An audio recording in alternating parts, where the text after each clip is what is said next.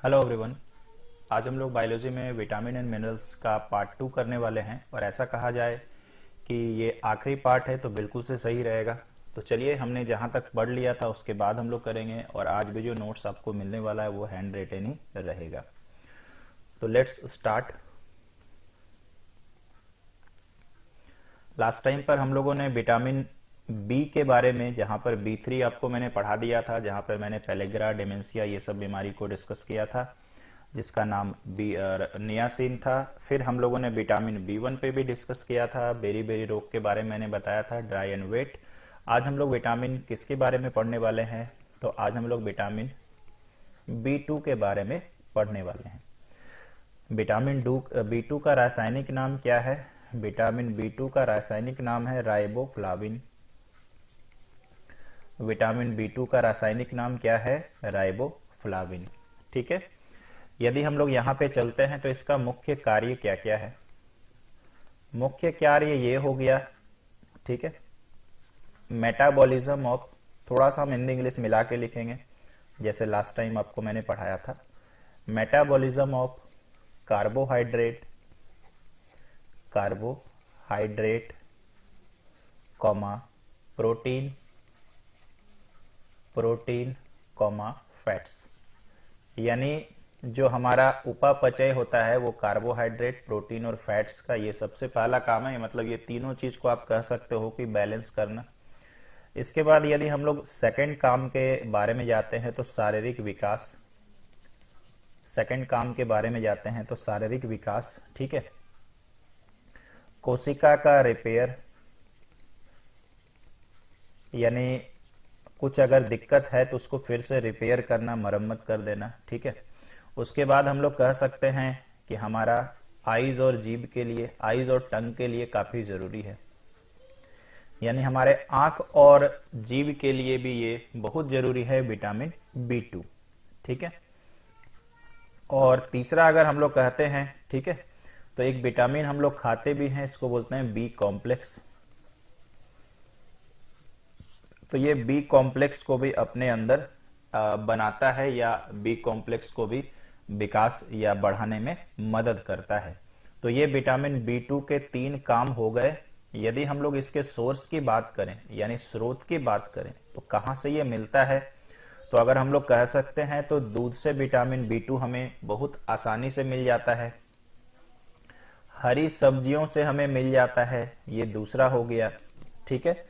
इसके बाद अगर हम लोग आगे चले जाएं तो अंडे से मिल जाता है। और भी काफी अच्छे स्रोत होते हैं, लेकिन मैं वही आपको लिखने वाला हूं जो एग्जाम से रिलेटेड है, प्लस आपके लाइफ में बहुत इजीली अवेलेबल होता है।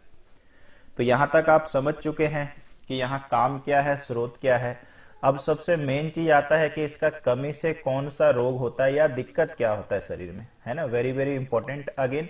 तो सबसे पहले अगर हम लोग कहें तो यार भूख की कमी हो जाती है। सबसे पहले अगर हम लोग कहते हैं तो भूख की कमी हो जाती है। अगर आपको लगता है कि भूख कम लग रहा है, डाइजेशन वगैरह सब चीज ठीक है, तो आप एक्सपेक्ट कर सकते हैं कि विटामिन टू की आपके अंदर कमी है। दूसरा क्या हो जाता है, अगर हम कहते हैं तो जीभ जो होते हैं ना, सूज जाते हैं। सूजना यानी यहाँ पे फूल जाना। अभी तो पिक्चर मेरे पास नहीं है, नहीं तो दिखा दो। मतलब जीभ जो है ना, अगर ये आपका जीभ है तो ये मोटा मोटा लेयर हो जाएगा, तो ये जीभ का हो जाएगा सूज जाना। तीसरा अगर हम लोग यहाँ पे चले आए तो इसको हम थोड़ा सा इंग्लिश में लिखेंगे क्रैक्ड लिप्स, यानी जो आपके होंठ है वो फट जाते हैं। ऐसे तो ठंडे के मौसम में अक्सर ये मौसम की वजह से होता है, लेकिन आम दिनों में यदि हो तो आप समझ सकते हैं कि विटामिन 2 की आपके अंदर कमी है। तो यानी होंठ क्या होते हैं दोस्तों, फट जाते हैं। अगर मान लीजिए कि ये हमारे लिप्स हैं तो यहाँ पे किनारे से देखिएगा ज्यादातर ये फट जाता है, ठीक है। और अगर सर और बात करें तो हम लोग का 4th नंबर में हम लिख सकते हैं आई इन्फेक्शन, यानी आंखों में संक्रमण हो जाना। क्या हो जाता है सर आंखों में संक्रमण? आंखें लाल हो जाती है, काफी दिनों तक लाल रहती है, काफी जलन करता है, आंसू हमेशा निकलते रहता है, और दूसरे में भी ये इन्फेक्शन ट्रांसफर होने के चांसेस रहते हैं, ठीक है। तो ये हो गया विटामिन B2 का क्या काम है, विटामिन B2 शरीर में क्या करता है, स्रोत क्या है, और इसकी कमी से क्या क्या रोग हो सकते हैं। आशा करते हैं दोस्तों समझ में आ गया होगा। इसके बाद हम आपको लेके चलते हैं बी के अगले पार्ट पे, और अगले विटामिन का नाम है विटामिन बी में ही विटामिन B9, है ना, बहुत इंपॉर्टेंट है ये सब, प्लीज ध्यान से पढ़िएगा। विटामिन B9, ठीक है। अगर हम विटामिन B9 की बात करें तो इसका रासायनिक नाम क्या है? Folic acid. हिंदी में क्या कह सकते हैं? फॉलिक अम्ल। फॉलिक एसिड इसका रासायनिक नाम है। काम आइए देखते हैं, बहुत इंपॉर्टेंट काम शरीर में करता है। देखिएगा, महिलाओं के लिए जो टॉनिक आता है, खास करके प्रेग्नेंट वुमेन के लिए, वो फॉलिक एसिड लिखा ही रहता है। तो इसका मतलब आप समझ सकते हो, जब ये प्रेग्नेंट महिला होती है, उन्हें खून की काफी जरूरत होती है या उनके अंदर कमी होता है, तो उसको मेंटेन करने के लिए फॉलिक एसिड उन्हें दिया जाता है, ठीक है।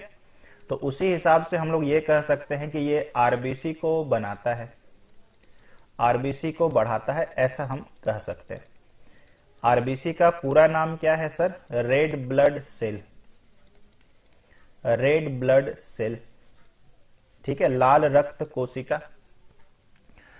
अच्छा, कई बार एग्जाम पे ये भी पूछता है, तो क्यों ना यहीं पढ़े। आरबीसी और डब्ल्यूबीसी का अनुपात कितना होता है? डब्ल्यूबीसी मतलब व्हाइट ब्लड सेल, जो रोगों से लड़ने का काम करता है, तो ये होता है दोस्तों 600:1। ध्यान रखिएगा, ये 600 और ये 1।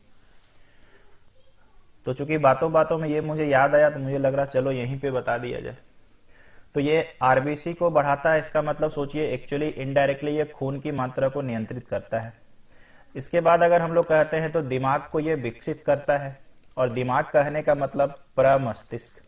आपको हम मस्तिष्क भी पढ़ाएंगे, अगर आपको आइडिया है तो बहुत अच्छी बात है। प्रमस्तिष्क को, दिमाग का ये विकास करता है, ठीक है। इसके बाद अगर हम लोग चले आते हैं तो जो एक हम इंग्लिश में वर्ड लिखते हैं फोटस, इसका मतलब क्या? तो गर्भ में जो शिशु का विकास हो रहा है, उस अवस्था में उसको फोटस कहा जाता है। उसमें क्या चीज का निर्माण करता है? तो एक होता है स्पाइनल कॉर्ड यानी रीढ़ की हड्डी, और दूसरा क्या होता है? स्केलेटन। स्केलेटन मतलब शरीर का ढांचा या कंकाल बोल सकते हैं। तो गर्भ में जब शिशु बन रहा होता है, तो उसमें ये स्पाइनल कॉर्ड का, स्केलेटन यानी उसके ढांचा का निर्माण करने में सहायता करता है। निर्माण करता है ऐसा तो नहीं बोलेंगे, डेवलप करने में ये प्रोग्रेस करता है। यानी ये विटामिन आप समझ सकते हैं, जैसा कि मैंने बोला, काफी जरूरी है और प्रेग्नेंट महिलाओं को ये लेना ही चाहिए, ठीक है। इसके बाद अगर हम लोग आगे चले आते हैं, ठीक है, आपको पता है कि अगर आरबीसी शरीर में अच्छा रहेगा तो किसका खतरा कम जाएगा? तो हार्ट अटैक का खतरा कम जाएगा, क्योंकि ब्लड सर्कुलेशन सही से होता रहेगा, ठीक है ना। उसके बाद स्ट्रोक का, कैंसर समाप्त कीजिएगा, स्ट्रोक का काम एकदम कम जा सकता है। स्ट्रोक क्या होता है बताइए? अचानक से आपको दौरा पड़ना, दिल का दौरा पड़ना या ब्रेन हेमरेज हो जाना, ये खतरा कम होगा, क्योंकि ब्लड सर्कुलेशन सही से होना चाहिए। इवन ये कैंसर के रोकथाम में भी मदद करता है, यानी आपको ब्लड सेल अगर अच्छा है तो आपको कभी ब्लड कैंसर हो नहीं सकता है। आप देखते होंगे, आए दिन सुनते होंगे किसी को ब्लड कैंसर है, तो इसका मतलब ब्लड की कमी धीरे धीरे होती रहती है या ब्लड खराब हो जाता है, नया ब्लड चढ़ाना पड़ता है, ठीक है भाई। तो यहां तक अपने को समझ में आ गया। अच्छा सर, ये विटामिन B9 के लिए क्या करना चाहिए, यानी स्रोत क्या क्या है? तो आइए बताते हैं। अगेन, दूध, गेहूं। इसके बाद अगर हम लोग कहते हैं हरी पत्तेदार सब्जियां, ध्यान दीजिएगा, मैंने पिछली बार हरी सब्जियां लिखा था, पत्तेदार जिसमें पत्ता होता है, जैसे पालक साग वगैरह आप कह सकते हैं, बंदा गोभी वगैरह बोल सकते हैं, तो हरी पत्तेदार सब्जियां। आलू भी इसका बहुत अच्छा स्रोत है, तो ये विटामिन B9, ठीक है। आशा करते हैं दोस्तों ये समझ में आया होगा। अच्छा, इसकी कमी से क्या रोग हो सकता है सर? तो बातों बातों में आप इशारा समझ गए होंगे कि इसकी कमी से मुझे तो लगता है कि एनीमिया हो सकता है। ऐसे विटामिन ए की कमी से भी एनीमिया होता है, ये हमने शुरू में भी पढ़ा हुआ था, है ना। तो बहुत ज्यादा अगर कम गया, क्योंकि ये आरबीसी से रिलेटेड है, तो आपको एक एनीमिया होने का फैक्टर ये भी हो सकता है, ठीक है। इसके बाद क्या हो सकता है? अगर आपको खून की कमी हो गई तो थकान महसूस अक्सर होता रहेगा। देखिएगा, सब चीज आपका ओके है, किसी में कहीं दिक्कत नहीं है, लेकिन हमेशा आप थके थके से महसूस करते होंगे। थोड़ा सा चलते रहेंगे तो आपका सांस फूलना चालू हो जाएगा। ये इसका दूसरा लक्षण हो गया, है ना। और अगर हम लोग और बात करते हैं तो स्टार मार्क देके हम लोग ये भी लिख सकते हैं, ठीक है।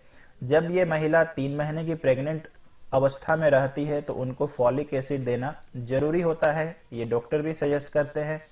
और अगर कोई देख रहे हैं, अगर किन्हीं के रिलेटिव्स हैं तो आप एज ए जानकारी उन्हें जरूर सजेस्ट करें कि उनको जब 3 महीना हो जाएगा तो ये लेना कंपलसरी है, ठीक है, या फर्स्ट 3 मंथ ऐसा हम बोले, ठीक है, पहले 3 महीनों में ये लेना काफी जरूरी है क्योंकि बहुत ज्यादा मात्रा में जरूरत पड़ता है क्योंकि शिशु का डेवलपमेंट होते रहता है। तो आशा करते हैं दोस्तों विटामिन B9 के बारे में भी समझ में आ गया। अब आप यहाँ पर एक चीज और मेरे साथ देखिएगा कि सर विटामिन बी तो 12 तरह के होते हैं 1 से लेके 12 तक, इसमें मैंने 4 विटामिन ऑलरेडी पढ़ा दिया है। अब आपको किसके किसके रासायनिक नाम याद रखने प्लीज ध्यान से देखिएगा। एक बार हम रिकैप मारते हैं। B1 को हम लोग थियामिन या थाइमिन बोलते हैं, अगर आपको याद होगा तो ये हम लोग पढ़ चुके हैं। इसके बाद B2 दोस्तों पढ़ चुके हैं। B2 को क्या हम लोगों ने बोला, राइबोफ्लाविन, चलो हिंदी में ही लिखते हैं राइबोफ्लाविन। इसके बाद अगर हम लोग चले आते हैं B3, ऑलरेडी मैंने दोस्तों पिछली बार ही पढ़ा दिया था, इसको हम लोग बोलते हैं नियासिन, ठीक। अगर हम लोग चले आते हैं आगे तो आपको याद रखना है B5, ध्यान रखना है B5, इसको हम लोग क्या बोलते हैं, तो चलो थोड़ा हम इंग्लिश में लिखते हैं पेंटोथेनिक एसिड, पेंटोथेनिक एसिड, ठीक है। ये स्टार मार्क लगाते हैं बिकॉज हमने ये तो ऑलरेडी पढ़ लिया है। इसके बाद चले आते हैं दोस्तों B6, आपको जरूर याद रखना है, रासायनिक नाम कई बार पूछा है, तो इसको बोलते हैं पायरिडॉक्सिन, माफी चाहते हैं पायरिडॉक्सिन, क्या बोलते हैं दोस्तों, पायरिडॉक्सिन। इसके बाद अगर हम चले जाते हैं तो B7, कई बार एग्जाम में पूछा है, इसका रासायनिक नाम क्या है सर, बायोटीन, क्या रासायनिक नाम है, बायोटीन, वो हटा दीजिए। इसके बाद अगर चले जाएं तो B9, ऑब्वियसली हमने पढ़ा, रासायनिक नाम क्या है सर, फॉलिक एसिड यानी फॉलिक अम्ल। और आखिरी बारी में आपको क्या याद करना है, विटामिन B12, B12 को हम लोग बोलते हैं CYANOCA, ठीक है, CYANOCO, ठीक है। उसके बाद लिखना है BALAMIN, सियानो को ब्लामिन, ठीक है, या बालामिन ऐसा भी बोला जा सकता है। ये होता है B12 का रासायनिक नाम। इसका मतलब ये हो गया कि अगर आप डिटेल में पढ़ रहे हो तो ये चारों को डिटेल में जरूर पढ़ना है ना, ये चारों को मेरे भाई डिटेल में जरूर पढ़ना क्योंकि एग्जाम के लिए बहुत जरूरी है ना, आपको बहुत काम आएगा। अब रह गया कि अगर बच्चा बोले सर थोड़ा थोड़ा बाकी के बारे में भी पढ़ा देते तो काफी अच्छा रहता। तो देखिए ऐसे तो विटामिन बी का स्रोत आप मेन कंपोनेंट याद रखें, दूध है, हरी पत्तेदार सब्जियां हैं, ये तो सब पे कॉमन है, बाकी थोड़ा बहुत ऊंच नीच इधर उधर हो सकता है। अगर हम ऐसा बोले तो ये लीवर, यकृत, जानवरों का जो यकृत होता है ये भी है, या यकृत से आपने कॉड लीवर पढ़ा होगा मछली का, ये इससे हम लोग को विटामिन बी इनमें प्रचुर मात्रा में पाया जाता है, ये आप बोल सकते हो, ठीक है ना। तो इस तरह से हम लोग कर सकते हैं, लेकिन वो दो चीज तो हर किसी पे कॉमन हो जाएगा, है ना। अगर मेरे से कोई बच्चा पूछता है सर विटामिन B5 अगर शरीर में कमी हो जाए तो क्या कोई रोग होगा, तो हम इसमें बोलेंगे बिल्कुल कोई भी रोग होने के चांसेस नहीं है, क्योंकि ये विटामिन B5 है लगभग हर तरह के खाने में पाया जाता है, लगभग हर तरह खाने में, आलू खाए, गेहूं खाए, मछली खाए, मीट खाए, बादाम खाए, सब पे पाया जाता है और हम लोग ये सब खाते ही रहते हैं। तो इसमें कोई रेयर है कि कोई बीमारी हो सकता है, तो यहाँ पर हम बोलेंगे कुछ भी नहीं हो सकता है। अब मेरे पास बात आता है कि क्या विटामिन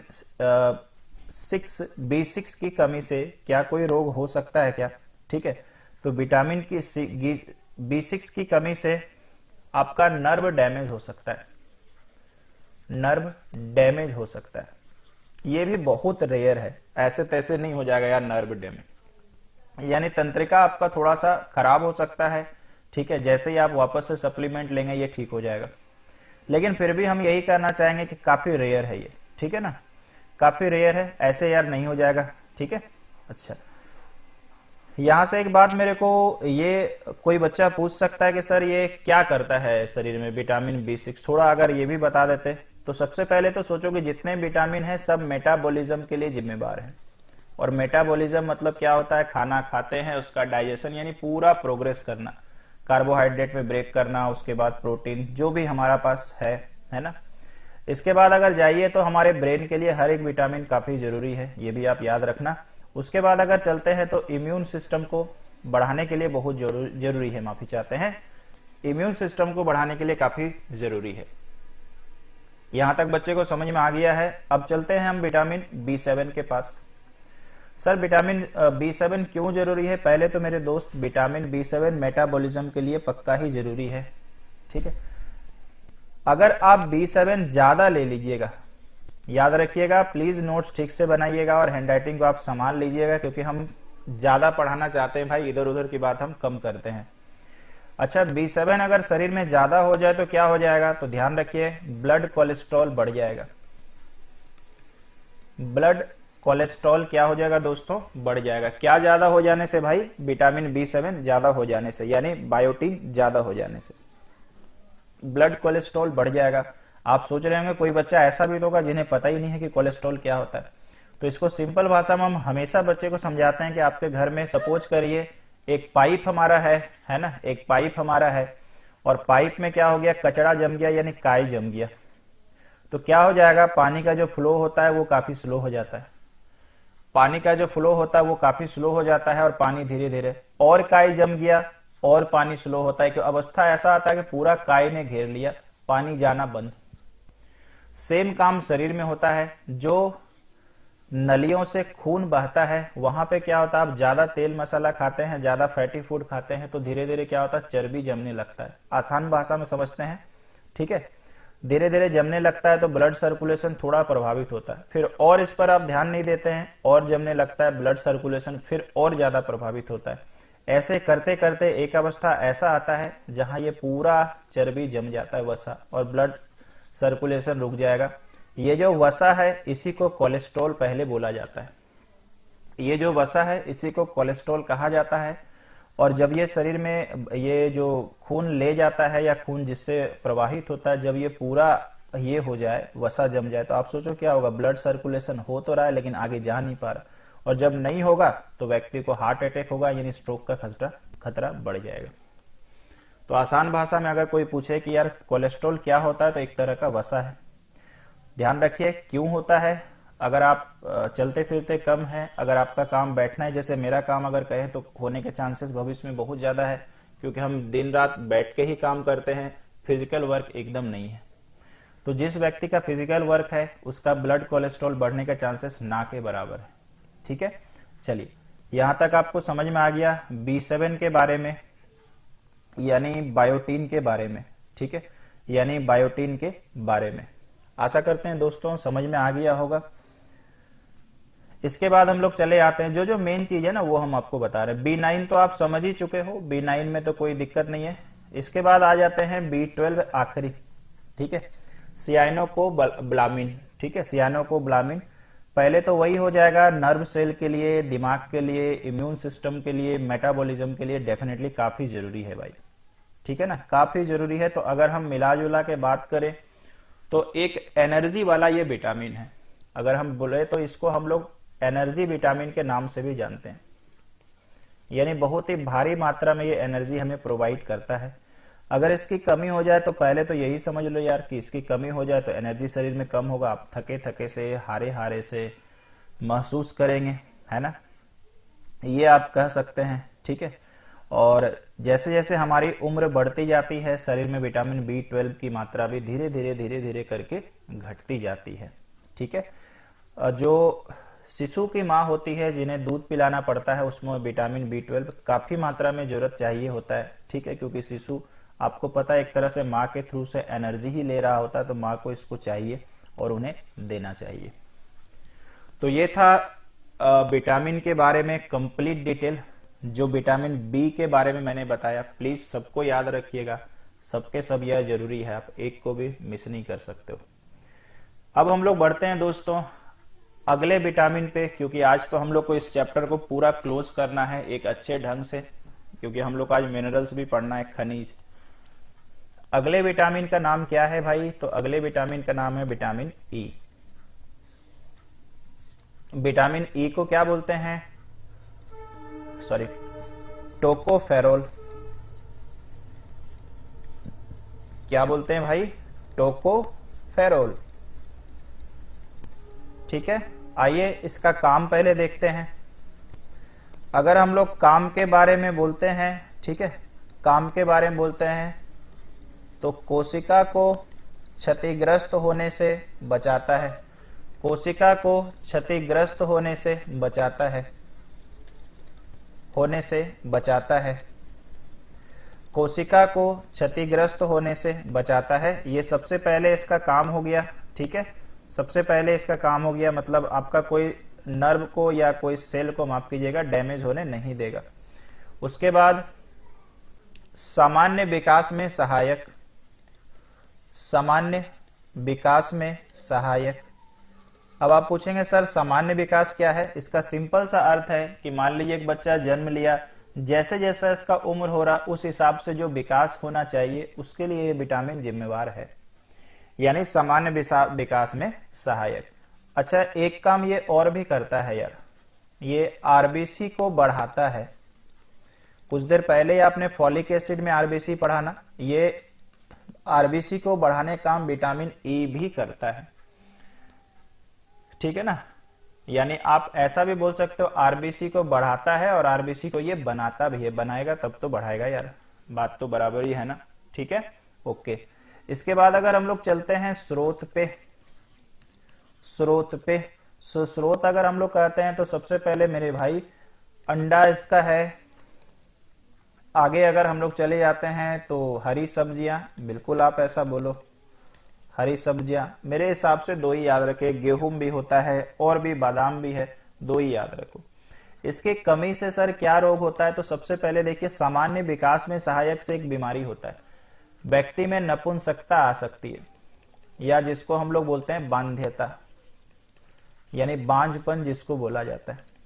तो औरतों में, महिलाओं में बांझपन की समस्या और पुरुषों में नपुंसकता, यानी वो कभी बच्चे के पेरेंट्स नहीं बन सकते हैं, ठीक है, यानी खुद के बच्चे के, यानी ये उनमें होता है विटामिन ई के कमी के कारण। क्योंकि मान के चलो ये कम है तो इसका मतलब सामान्य विकास हो नहीं पाएगा, और हो सकता है कि बहुत ज्यादा कम हो जाए तो उसके कारण उनमें नपुंसकता आ सकती है, ठीक है। दूसरा क्या हो गया, ये केंद्रीय तंत्रिका तंत्र, जिसको हम लोग इंग्लिश में बोलते हैं सेंट्रल नर्वस सिस्टम, केंद्रीय तंत्रिका तंत्र, इस पर असर करता है, मतलब मेन रूप से ये दिमाग को ही असर कर जाता है। और यानी क्या हो गया कि व्यक्ति का अगर मान लो सामान्य विकास नहीं हो पाया तो इनडायरेक्टली हम लोग कहना चाह रहे हैं कि उसका दिमाग उतना डेवलप नहीं हो पाता है जैसा हर उम्र के साथ होना चाहिए। तो याद रखिएगा, बहुत बार एग्जामों में भी पूछा जा सकता है, और मेरे पास क्वेश्चन भी है, कुछ देर में आपको दिखाएंगे जब पूरा पढ़ाना खत्म होगा। तो आशा करते हैं दोस्तों विटामिन ई में मेन पॉइंट्स अपने को समझ में आया। इसके बाद चलते हैं हम लोग आगे, स्क्रीनशॉट लेते रहिएगा या नोट्स बनाइएगा वीडियो पॉज करके। इसके बाद हमारे पास है विटामिन के, और विटामिन के को क्या कहते हैं? तो नेप्थोक्विनोन, इसको हम लोग बोलते हैं नेप्थोक्विनोन, नेप्थोक्विनोन। विटामिन के को क्या कहते हैं मेरे भाई? नेप्थोक्विनोन। विटामिन के से हर बच्चा याद करके रखता है, यह रक्त का थक्का जमाता है, रक्त का थक्का जमाता है। क्या करता है भाई? रक्त का थक्का जमाता है, और इसके कारण घाव जल्दी भर जाते हैं, जल्दी भर जाते हैं। कॉमन सेंस है यार, रक्त का थक्का जमाएगा तो घाव तो जल्दी भरेगा ही भरेगा, इसमें तो कोई दो राय नहीं है, है ना। इसके बाद एक काम मालूम है ये और करता है, हड्डियों को मजबूत बनाता है भाई। अगर आपको याद होगा तो हम लोग विटामिन डी पढ़ के आए हैं यहाँ पे, और विटामिन डी या कैल्शियम शरीर के लिए एकदम जरूरी है, हड्डियों के लिए। तो याद रखिएगा विटामिन के भी हड्डी के लिए उतना ही जरूरी है, यानी ये विटामिन के माध्यम से हड्डियों को स्ट्रांग बनाया जा सकता है। स्रोत क्या लिखा जाए? हरी पत्तेदार सब्जियां, मेरे हिसाब से आप मेंशन कर लीजिएगा, हरी पत्तेदार सब्जियां, ठीक है। तो यहां पर ये याद रखिएगा, क्या सर विटामिन के की कमी से कोई ज्यादा भयंकर रोग हो सकता है? तो जी नहीं, कुछ भी ऐसा नहीं है। हाँ, ये विटामिन के अगर शरीर में कम हो जाए तो रक्त का थक्का देर से जमेगा, ये हम लोग बोल सकते हैं। मेरे विचार से बहुत रेयर केस या बहुत कम चांसेस है कि खून अगर बहना चालू हुआ तो वो बहते ही रहे, ऐसा भी किसी व्यक्ति में विटामिन के नहीं कम जाता है कि खून बह ही रहा, रक्त का थक्का नहीं जमे। तो आशा करते हैं भाई इसमें ये हो गया। अच्छा कुछ सर ये इसमें और याद रखने लायक है क्या? ठीक है, तो याद रखिएगा जो बच्चे जन्म लेते हैं, मान लीजिए तुरंत जन्म लिया और विटामिन के की बहुत कमी है, बहुत ज्यादा कमी, तो याद रखिएगा उसके लीवर डैमेज होने के चांसेस हैं। बच्चा जन्म लिया और तुरंत पता चला कि इसके लीवर में कुछ गड़बड़ी है या इतना % लीवर काम नहीं कर रहा। ठीक है, ऐसा हम लोग कह सकते हैं छोटे बच्चों में जो जन्म लेते हैं शिशु। लेकिन मतलब अगर हम परसेंट में बोले तो 0.1% के चांसेस है, बहुत रेयर केस है ये। चलो तो आशा करते हैं विटामिन के भी अपने को समझ में आ गया। आइए चलते हैं धीरे धीरे आगे। विटामिन ई पढ़ लिया हम लोगों ने, के पढ़ लिया है, बी का सारा हमने पढ़ लिया है। इसके बाद आ जाते हैं सबसे जबरदस्त विटामिन, क्या कहा जाए इसके बारे में, विटामिन सी। और विटामिन सी को क्या कहते हैं सर? इसको कहते हैं एस्कॉर्बिक एसिड। एस्कॉर्बिक एसिड, और एस्कॉर्बिक एसिड इसका रासायनिक नाम हो गया। काम तो हम लोग, मेरे को लगता है सब लोग जानते हैं, ये कोरोना काल ने सिखा दिया कि कब जब कोरोना हो जाए विटामिन सी का टेबलेट लेना चालू कर दो। तो इसका मतलब ये हो गया कि सबसे पहले तो यार ये इम्यून सिस्टम के लिए जिम्मेवार है। जिम्मेवार मतलब कैसा? इम्यून सिस्टम बढ़ाने के लिए। इम्यून सिस्टम का हिंदी क्या होता है? प्रतिरोधकता क्षमता या प्रतिरोधक क्षमता, ऐसा बोलिए ज्यादा अच्छा लगेगा। यानी शरीर जो जीवाणुओं या विषाणुओं से लड़ता है उसको हम लोग बोलते हैं प्रतिरोधक क्षमता। ये इस चीज को ही डेवलप करता है विटामिन सी। तो आप सबको पता है कि अभी कोरोना काल में जिन जिन को कोरोना हुआ है या कोई लक्षण हुआ है, तो जब भी डॉक्टर उन्हें सजेस्ट करते हैं कोई दवाई, उसमें विटामिन सी मैंडेटरी है। कोशिश यही रहता है कि व्यक्ति का अगर इम्यून सिस्टम कमजोर है तो विटामिन सी के बदौलत ये लड़े। मतलब सोचिए कि आम भाषा में बोला जाए तो अगर आप बहुत दुबले पतले हैं, लड़ नहीं सकते हैं, तो क्या करिए, मुस्टंडा रखिए 2-3 ठो, कोई गुंडा आएगा तो वो लोग संभाल लेगा। तो भैया सेम उसी तरह से अगर मेरा शरीर का अंदर वाला क्षमता कम है तो विटामिन सी रखिए, खाइए, 2-3 गुंडा अंदर में तैयार, कोरोना से लड़ेगा, ऐसा आप कह सकते हैं। ठीक है, चलिए इसके बाद हम लोग चले आते हैं आगे, और आगे में हम लोग कहते हैं तो ये क्या होता है, आयरन को अवशोषित करता है। ये भी इसका है एक अच्छा फैक्टर। और आयरन आपको पता है शरीर में हीमोग्लोबिन को बढ़ाता है, इस तरह से भी ये रिलेटेड है। अच्छा, विटामिन सी और एक महत्वपूर्ण काम करता है, घाव को जल्दी भरने में सहायता करता है। जल्दी भरने में सहायता, तो अभी हमने ताजा ताजा पढ़ा कि घाव को जल्दी भरने में और एक विटामिन कौन जिम्मेवार है, के। और अगर के की सहायता करने कौन आता है तो भैया सी आता है, ऐसा भी हम लोग बोल सकते हैं। ठीक है, चौथा क्या हो गया, कोलेस्ट्रॉल से रक्षा। ये वही कोलेस्ट्रॉल है जो अभी मैंने कुछ देर पहले बताया। अच्छा, आप बोलेंगे सर कोलेस्ट्रॉल से रक्षा क्या? हमारे शरीर में 2 तरह के कोलेस्ट्रॉल होते हैं, एक अच्छा वाला और एक खराब वाला। खराब वाला को जो होता है वो ज्यादा क्या बोला जाए, ज्यादा बढ़ने नहीं देता है, और जो अच्छा वाला जो होता है वो जितना होना चाहिए उसको अच्छा बना के रखता है। कौन? विटामिन सी, जिसको HDL और LDL के नाम से हम लोग जानते हैं। तो याद रखिएगा, कोलेस्ट्रॉल से रक्षा का मतलब क्या हो गया, विटामिन सी अगर आपके शरीर में भरपूर मात्रा में है तो आपको कोलेस्ट्रॉल बढ़ने के चांसेस ना के बराबर है। यानी अच्छा वाला कोलेस्ट्रॉल शरीर में उतना रहेगा जितना होना चाहिए, खराब वाला कोलेस्ट्रॉल बढ़ेगा नहीं। आशा करते हैं दोस्तों समझ में आ गया। 5वां, स्किन डिजीज से रक्षा। स्किन डिजीज से रक्षा ये हम लोग कह सकते हैं। ठीक है, ओके। स्रोत क्या क्या होता है सर? स्रोत मेरे हिसाब से अगर हम लोग कहते हैं तो आंवला, नींबू, पहले तो कई सारे खट्टे पदार्थ होते हैं, आप उसका नाम लिख सकते हो, मौसमी। तो याद होगा जब किसी को कोरोना होता है, चूंकि देखिए ऐसा हवा ही चला है कि बार बार मुझे वहीं पे जाना पड़ता है। जब भी किसी को कोरोना होता है सोचिए विटामिन सी का स्रोत है। टैबलेट लेने से बेटर है कि व्यक्ति ये अगर खाए और ये खाए तो ज्यादा चांसेस है कि विटामिन सी की आपूर्ति बहुत जल्द हो जाएगी। आंवला या मौसमी। नींबू अलग है, नींबू से उतना आपको नहीं मिलेगा, मौसमी से आपको मिलेगा। आप जान के आश्चर्यचकित होंगे, आज के पहले तो आपको पता था कि विटामिन सी में खट्टे पदार्थों में होता है, लेकिन सबसे अच्छा स्रोत ये वाला भी है, हरी मिर्च। तो हरी मिर्च आप जितना ज्यादा खाइएगा विटामिन सी आपको उतना ही ज्यादा मिलेगा। लेकिन मजबूरी या दिक्कत वाली बात यह है कि हम लोग हरी मिर्च ज्यादा खा नहीं सकते क्योंकि अंदर जाता नहीं है। खाने से ही जो मुझे मिलता है, ध्यान रखिएगा, लाल मिर्च से विटामिन सी हमें नहीं मिलता, या यूं कहे तो ना के बराबर मिलता है। यानी हम लोगों ने ये नया जाना कि हरी मिर्च में भी विटामिन सी होता है ना। जबरदस्त खाइए। अगर हम और विटामिन सी की बात करें तो पालक साग में भी होता है। तो यानी कई बच्चों को ऐसा भ्रम रहता है कि अरे यार ये तो खट्टा वाला में ही मिलेगा, है ना, खट्टा वाला में ही मिलेगा, बाकी में तो हो नहीं सकता है। ठीक है, लेकिन ऐसा यार नहीं है। क्लियर है दोस्तों।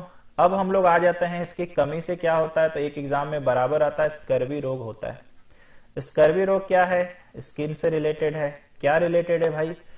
त्वचा खराब हो जाएगा, मसूड़ों से दुर्गंध आने लगेगा, और क्या बोला जाए, मसूड़ों से खून आने लगेगा, दांत जल्दी जल्दी झड़ने लगेंगे। आप इसको बोल सकते हैं स्कर्वी, यानी गम से रिलेटेड प्रॉब्लम हो जाएगा। दांत मतलब मसूड़े से देखिएगा हमेशा खून आना चालू हो, तो विटामिन सी की कमी है। आप क्या करिए, 7 दिन 10 दिन विटामिन सी केवल लीजिए एज अ टैबलेट फॉर्म में, या मैंने बोला नेचुरल फॉर्म में। देखिएगा ये बीमारी खुद ब खुद चला जाएगा, कोई दवाई लेने की आवश्यकता नहीं है। दूसरा क्या सर? दूसरा ये हो गया घाव को भरने में सहायक, जैसा कि मैंने बोला। अच्छा, इसकी कमी पढ़ा रहे हैं ना, सॉरी।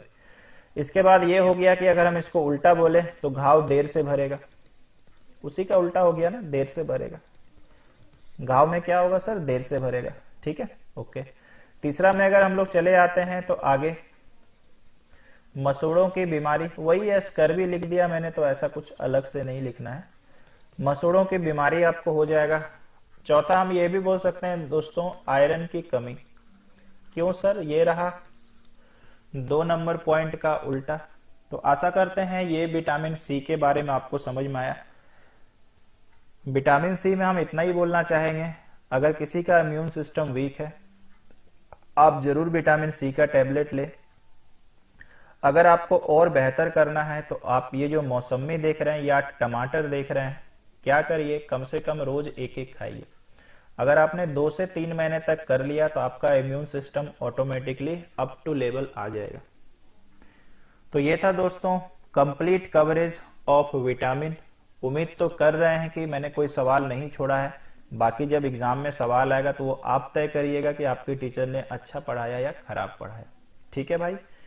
इसके बाद हम लोग चले आते हैं खनिज पार्ट पे। और खनिज को इंग्लिश में क्या कहते हैं? मिनरल्स। ठीक है, खनिज को हम लोग क्या और दूसरे नाम से जानते हैं सर? हाँ जी, पोषक तत्व के नाम से जानते हैं, क्योंकि ये आपको पोषक करता है, आपका पोषण करता है। ठीक है, ये आपका पोषण करता है, ये हम लोग पोषक तत्व के नाम से जानते हैं। ठीक है, तो आइए हम लोग इसको देख लेते हैं कि खनिज क्या शरीर में और भी कुछ करता है, ये हम लोग देखते हैं। ठीक है, ध्यान रखिएगा, खनिज का मतलब ये हो गया ऑर्गेनिक। ठीक है ना, माफी चाहते हैं, इनऑर्गेनिक सब्सटेंसेस।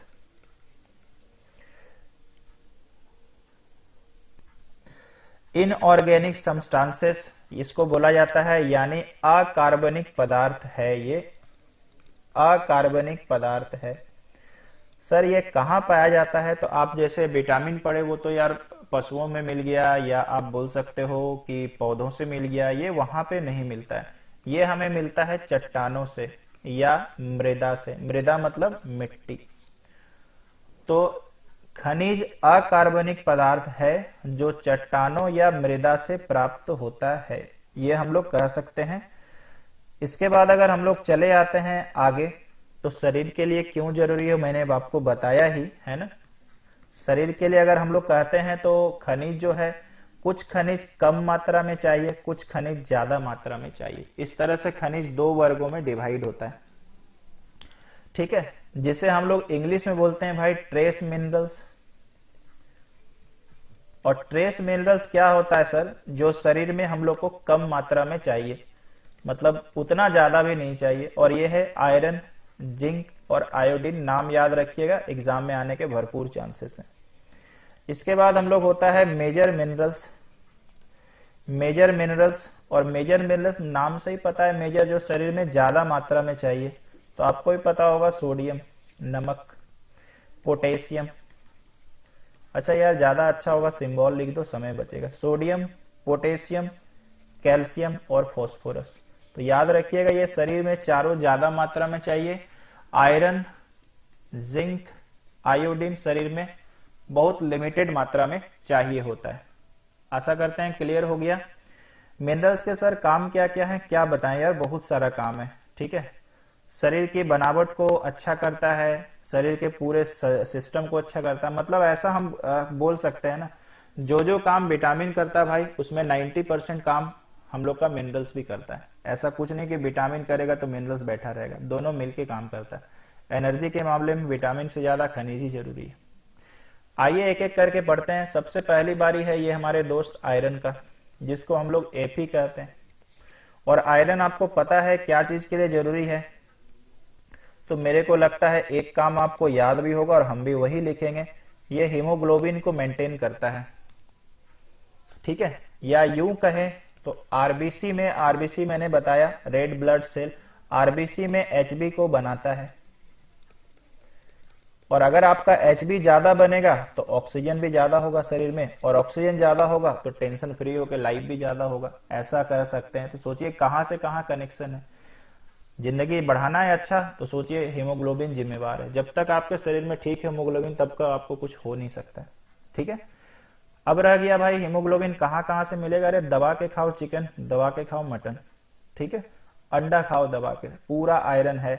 पालक साग खाइए, पूरा आयरन है। हरी पत्तेदार सब्जियां खाइए, पूरा आयरन है। ठीक है, तो वो लिख नहीं रहे, ऑटो एडजस्टमेंट है। इसके बाद आते हैं इसकी कमी से क्या रोग होता है सर, एनीमिया होता है भाई। विटामिन ए की कमी के कारण भी एनीमिया हो रहा था, ये भी हमने पढ़ा। फॉलिक एसिड के कारण भी एनीमिया हो रहा था, ये भी हमने पढ़ा। अगर पूछ दे कि कौन खनिज के कारण एनीमिया होता है, कमी के कारण, तो याद रखना एफ ही बनाना है, वहां विटामिन ए मत मार दीजिएगा। तो खनिज होने से क्या लिखिएगा, आयरन लिखिएगा। ठीक है भाई, इसके बाद बारी आता है कैल्शियम का। और कैल्शियम से तो हड्डी याद आता है, और कैल्शियम से तो दांत याद आता है। तो इसका मतलब ये दांत और हड्डी के लिए जरूरी है। हड्डी को मजबूत बनाता है, दांत को मजबूत बनाता है। याद करिए कैल्शियम को कौन मेंटेन करता है, विटामिन डी। ऐसे याद करना। तो हड्डी और दांत के लिए पूछेगा कौन सा विटामिन जरूरी है, तो डी आंसर होगा। कौन सा खनिज जरूरी है, तो यार कैल्शियम आंसर होगा। देख के करिएगा। कैल्शियम का और एक काम है, ये विटामिन डी में मैंने बताया है, ब्लड क्लॉटिंग, रक्त का थक्का जमाने में सहायता। कई बार एग्जाम में मैंने क्वेश्चन देखा है कि इनमें से कौन सा खनिज ब्लड का, माफी चाहते हैं, रक्त का थक्का जमाता है। तो ऑप्शन में विटामिन के रहता, बच्चा ले लगा के खुशी से मारा। ठीक है, वो देखते के साथ लपेट लेता है क्वेश्चन को, और क्वेश्चन बनाने वाला आपको लपेट लेता है, क्योंकि पूछता है खनिज, आप लगाते हैं विटामिन। तो याद रखिएगा विटामिन पूछेगा तो कैल्शियम। तो देख के मारिएगा भाई, इनडायरेक्टली यही बोलेंगे। ठीक है, हृदय को मजबूत बनाता है, हृदय को मजबूत बनाता है, ये भी आप याद रखना। कैल्शियम सर किससे प्राप्त होता है, कैल्शियम सर प्राप्त होता है दूध से, पीजिए दबा के। ठीक है ना, मछली से मिलता है, पहले ही पढ़ा चुके हैं। हरी सब्जी तो रहेगा, इसमें क्या बोले, फल भी रहता है। तो मेरे अनुसार ये दो मैंने बताया। इसके कमी से सर क्या रोग होगा, तो विटामिन डी याद कर लो, जितना रोग था सब लिख दो। याद आया, रिकेट्स, ऑस्टियोपोरोसिस, ऑस्टियोमलेशिया, दांत के रोग। तो हम दोबारा नहीं लिखेंगे क्योंकि सेम चीज रिपीट हो रहा। तो अगर पूछे किस खनिज की कमी से विटामिन, माफी चाहते हैं, किस खनिज की कमी से रिकेट्स रोग होता है, तो प्लीज कैल्शियम लिखना, विटामिन डी मत लिख देना भाई। आशा करते हैं दोस्तों समझ में आ गया होगा। इसके बाद बारी किसका आता है सर, इसके बाद बारी आता है फॉस्फोरस का। पी मतलब फॉस्फोरस। जिस प्रकार कैल्शियम जरूरी है हड्डी और दांतों के लिए, उसी तरह हड्डी और दांतों के लिए फॉस्फोरस भी जरूरी है। हड्डी तथा दांत, हड्डी तथा दांतों के लिए आपको फॉस्फोरस भी उतना ही जरूरी है, प्लस मसल बनाने के लिए, है ना, बॉडी बनाने के लिए भाई बहुत जरूरी है फॉस्फोरस। अगर हम इसके स्रोत की बात करें तो मारते हैं गोली धड़ाधड़, जो पीछे पड़े वही चिपकाने का है। दूध, बादाम, हरी सब्जियां और क्या कहा जाए, मछली। इसकी कमी से कुछ होता है क्या? होता होगा तब तो हम लोग खाते हैं। तो भैया थकान लगता है, थकान वाला विटामिन भी था, ऐसे करके याद करिएगा। और एक चीज और होता है जो आजकल बिना प्यार किए सबको हो जा रहा है, डिप्रेशन। बच्चा आजकल डिप्रेशन में पढ़ाई के लिए तो जा ही नहीं रहा, ठीक है ना, किसी के लिए जा रहा जब उसको वो नहीं मिल रही, ठीक है। लेकिन पढ़ाई के लिए कोई आजकल डिप्रेशन में नहीं जाता, बहुत रेयर केस है। नहीं तो पहले सुनते थे कि पढ़ाई के चलते डिप्रेशन में चला गया, नौकरी वोकरी नहीं लगा। आजकल तो छोकरी नहीं लगा तो उसमें डिप्रेशन में चले जाते। क्या कहा जाए, जमाना बदल चुका है। कोई कोई बच्चा कोने से छुप के सुन रहा होगा, करे वही तो स्टूडेंट हमें सर, मिल ही नहीं रही हैं, जो मिली वो भी दूसरे के साथ निकल ली। अगले बार आते हैं भाई सोडियम, ठीक है। सोडियम का सर काम क्या है? सबसे पहले तो पानी की मात्रा को बनाए रखना, पानी की मात्रा को बनाए रखना, पानी की मात्रा को बनाए रखना, सबसे पहले ये काम हो गया, ठीक है। दूसरा, शरीर के तापमान को बनाए रखना, तापमान को बनाए रखना। शरीर के तापमान से याद आता है, शरीर का स्वस्थ मनुष्य का तापमान कितना होता है? 37 डिग्री सेल्सियस। फ़ारेनहाइट में सर कितना? 98.6। लेकिन ध्यान रखना, अगर एक्यूरेट की बात करें तो 98.4 होता है। ऐसा क्यों सर? क्योंकि ये 37 भी नहीं होता है, 36.99 ऐसा होता है। इसको चेंज करेंगे ये आएगा, इसको चेंज करेंगे ये आएगा। तो आप बोलेंगे सर आप तो टेंशन देके जा रहे हैं। यार टेंशन देके नहीं जा रहे हैं।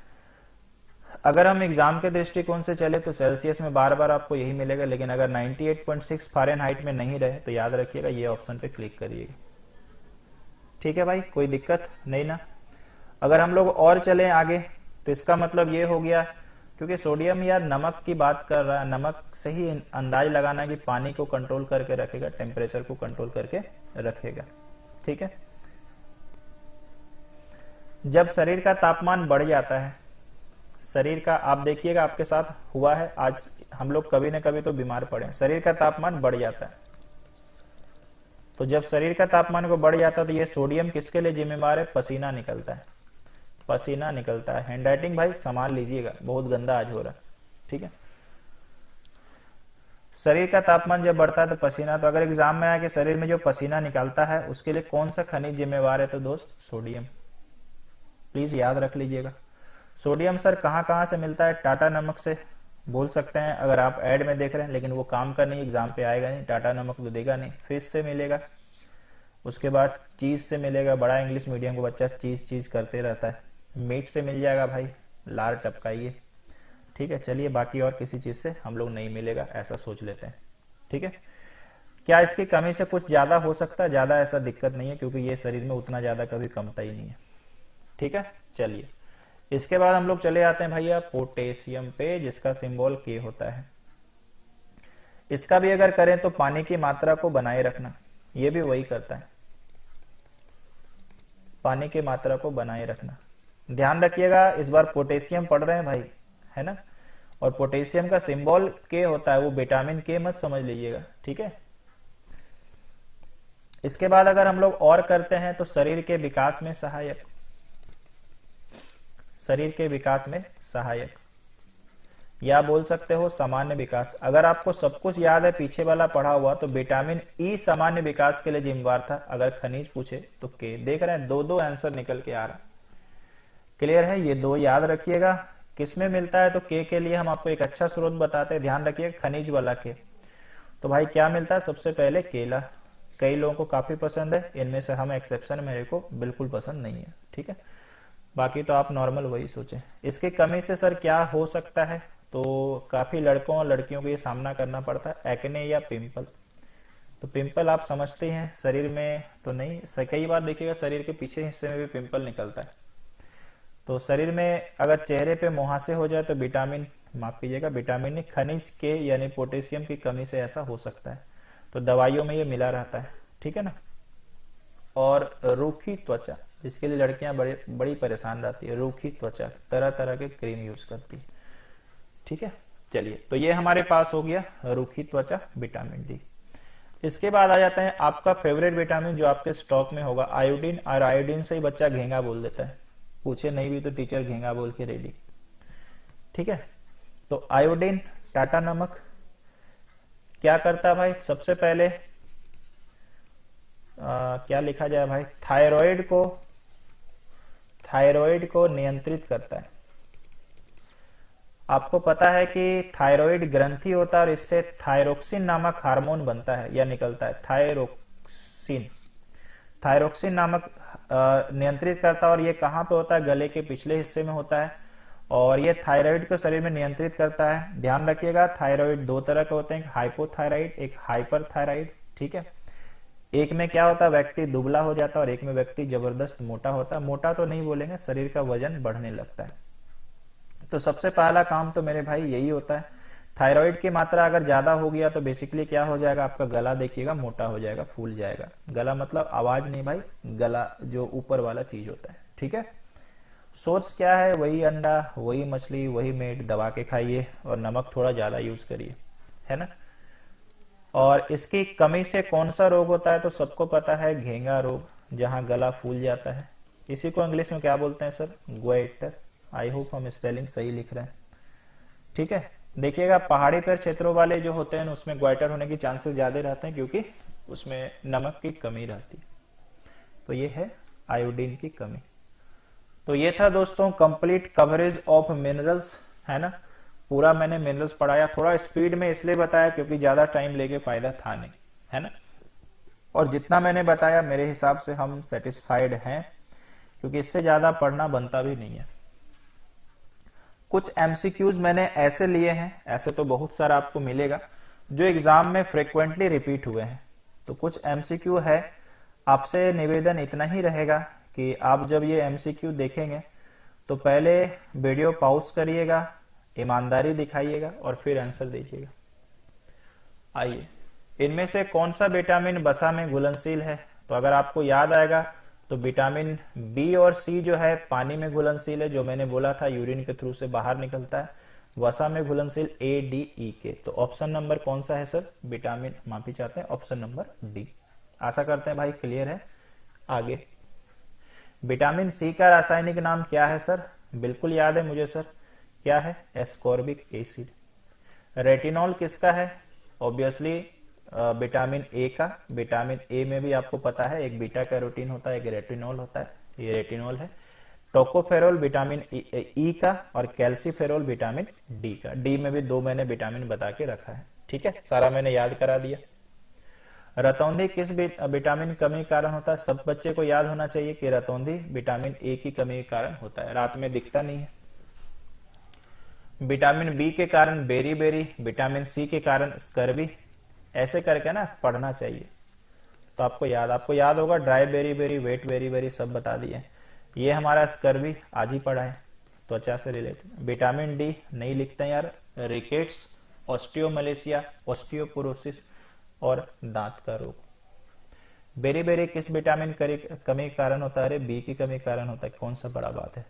सी के साथ स्कर्वी बोलो, ई के साथ क्या बोलो, सामान्य विकास में बाधा, ए के साथ रतौंधी बोलो। याद हो गया, बार बार बोलने से याद हो जाएगा। जल में घुलनशील विटामिन अभी याद दिलाए थे, बी और सी, आंसर दोनों ही। विटामिन बी का रासायनिक नाम क्या है, फिर से पूछता है भाई, लगाइए रेटिनॉल। कितनी बार पूछेगा मेरे से, बार बार रेटिनॉल बोलेंगे। थायमिन किसका है सर, विटामिन बी का। बी में किसका सर, विटामिन बी1 का। एस्कॉर्बिक अम्ल क्या बोला जाए, विटामिन सी, टोकोफेरोल ई।